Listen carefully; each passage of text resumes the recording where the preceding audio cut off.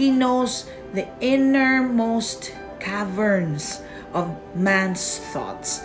And so, let us dissect that, how God can turn this around for good.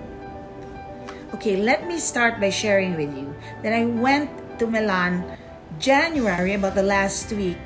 And so, I was enjoying ministry first in Germany, and then when I went to our church in Milan, I was still able to go around, saw the snow because, it was still winter time.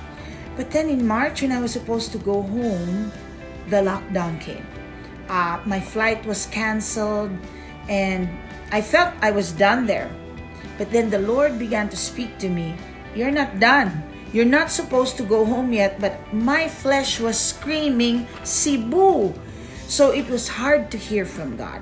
I'm sure you've experienced that you wanted so much something to happen, that no matter how much you pray, you cannot hear from God. And I went through that experience, and it was terrible. It was horrifying for me because I was far from home. And so 1 hour away from where the church was, we rushed to the airport trying to get another flight. But there was just no way I could get into it. The connecting flight, there was trouble doing that. And I could sense in my spirit there was no favor.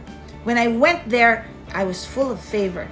All my trips, all the things I did, I could sense that God is with Salome. But then when I started to really move in my flesh, wanting to get what I want, it was hard. There was no favor. And finally, our pastor in Milan said, I don't think you're supposed to go yet. And so downhearted, we went back to the church, and I didn't know how to react. I didn't know, the real you comes out, the flesh.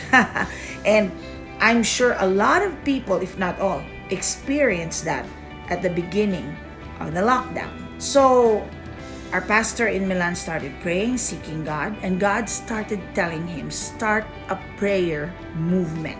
I want you to know that unless we have trained ourselves to hear the voice of God, to want to know what God wants, we will not be able to get through whatever things happening in our life that are not fun, that are hurtful.